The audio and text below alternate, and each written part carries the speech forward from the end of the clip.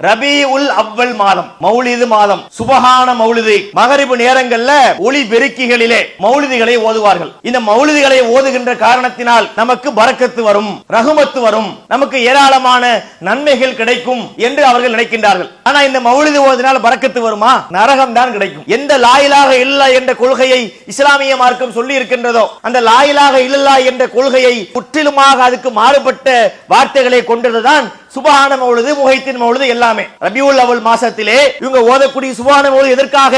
ரசூலுல்லாஹ்வை புகழ்றோம். என்ன புகழ்ந்தாங்கன்னு கேளுங்க, சொல்ல தெரியாது. புகழ்ந்தோம், எல்லாரும் ஓதுனாங்க, நாங்களும் ஓதுனோம். என்னங்க சொல்லி புகழ்ந்தீங்க சொல்ல தெரியாது. அதுல வரக்கூடிய வார்த்தைகளை பார்த்தால் நபிகள் நாயகம் ஸல்லல்லாஹு அலைஹி வஸல்லம் அவர்களை இறைவன் அளவுக்கு நிகராக்கி பார்க்கக்கூடிய வார்த்தைகள் இதில் இருக்கிறது. கஃபிரு அன்னி துனூபி, எங்கள் பாவங்களை நீங்கள் மன்னித்து விடுங்கள். அதே போல அஸ்ஸலாமு அலைக்க யா முப்ரி ஸகாமி, நோயை நீக்குபவரே உங்களுக்கு சலாம் உண்டாகட்டும். நோயை நீக்கிறது யாரு? நமக்கு வரக்கூடிய நோயை நீக்கிறது யாருங்க? அல்லாஹ் நீக்கிறான். நபிகள் நாயகத்தை பார்த்து சொல்றாங்க, நோயை நீக்கிறவரே உங்களுக்கு சலாம் உண்டாகட்டும். இறைவனுக்கு நிகராக்கக்கூடிய வார்த்தைகள் சுப்ஹான மௌலிதுல இருக்கு.